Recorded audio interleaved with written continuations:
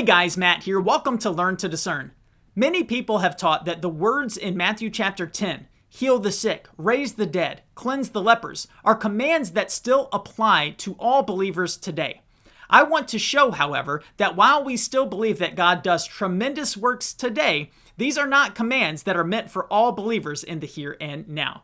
But first, if you guys want to help promote Christian content here on YouTube, please go ahead and take a second now to subscribe to my channel, and thank you in advance. All right, so let's start by reading the passage of Scripture, and then we'll come back and break it down. These 12 Jesus sent out, instructing them, "Go nowhere among the Gentiles and enter no town of the Samaritans, but go rather to the lost sheep of the house of Israel, and proclaim as you go, saying, the kingdom of heaven is at hand. Heal the sick, raise the dead, cleanse lepers, cast out demons. You received without paying, give without pay. Acquire no gold or silver or copper for your belts, no bag for your journey, or 2 tunics, or sandals, or a staff, for the laborer deserves his food. In whatever town or village you enter, find out who is worthy in it, and stay there until you depart. As you enter the house, greet it, and if the house is worthy, let your peace come upon it. But if it is not worthy, let your peace return to you. And if anyone will not receive you or listen to your words, shake off the dust from your feet when you leave that house or town. Truly I say to you, it will be more bearable on the day of judgment for the land of Sodom and Gomorrah than for that town." All right, so let's go back and break it down. Now, first off, notice the heading here. Jesus sends out the 12 apostles. Okay, so this has to do specifically with the 12 apostles. So when we get to verse 5 and it says, these 12 Jesus sent out, well, it's obviously talking about these 12, the 12 apostles. And this is going to be helpful anytime you read Scripture. There are certain passages of Scripture that might be talking to or giving instructions for all people. Sometimes the instructions might be for all Christians. Other times it might be for a subsect of Christians. For instance, there are certain passages that say, fathers do this, mothers do this, right? So the fathers is obviously for the fathers, the mothers is for the mothers. You wouldn't want to cross-pollinate the two. Other times it might be for a specific individual. For instance, in 2 Timothy chapter 4, Paul tells Timothy to bring his cloak and his parchments, okay? Well, those are instructions that are for Timothy. We don't all need to go get cloaks and parchment and bring them to the Apostle Paul, right? That's for an individual person. So we need to understand who is in view here. Well, it's very obvious from the text that this is talking about the 12 apostles. So it's saying that Jesus sent them out. And so when it says here in verse 7, proclaim as you go, the kingdom of heaven is at hand, heal the sick, raise the dead, cleanse lepers, cast out demons, you received without paying, give without pay. This is in reference to the 12 apostles. This is not saying that this is something for all people. Now, again, that is not to say that God will not work through any believer potentially to heal someone who is sick if it is his will, or to raise the dead. We're not saying that God does not work miracles, or that he would not even work through someone praying or doing something to bring those things about. What we are saying is that this idea where we have the command, heal the sick, raise the dead, cleanse lepers, cast out demons, is not a command for all believers at all times to make sure they are doing these things, or to say that this is somehow a directive that all believers can accomplish. Rather, it is for the 12 apostles, and I can prove that in numerous different ways. So let's start by looking at 2 Corinthians chapter 12, verse 12. We see that the sorts of signs that were mentioned in our passage in Matthew 10 are signs that go along with true apostles. So here it is, 2 Corinthians 12:12.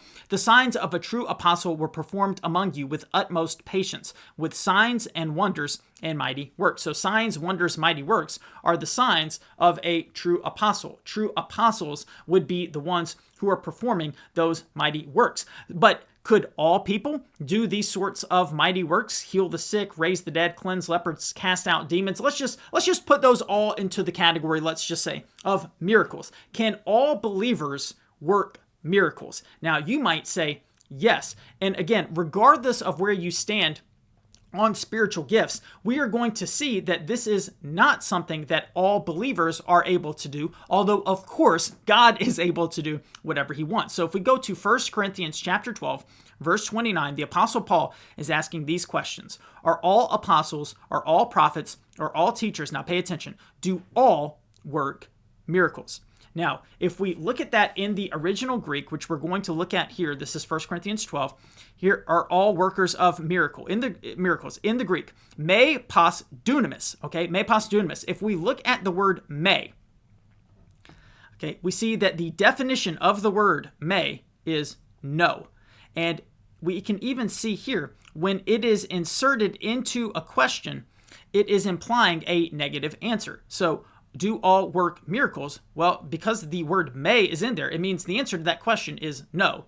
Not all people work miracles. So therefore, not all people are going to be able to do this, because that is not a spiritual gift that has been given to all people. Now, I also want to point out, we've already looked at the fact that this is specifically talking or being addressed to the 12 apostles. But I just want to point out something that's very interesting. When many people teach out of this passage and they say, your commission, your job, your assignment is to heal the sick, raise the dead, cleanse lepers, cast out demons, they obviously are taking this part right here and saying this is a command for all people. Yet they are ignoring the rest of the passage of Scripture. I mean, if you're going to say that verse 8 is true for all people, then you would have to say it for the rest as well. So look at verse 5.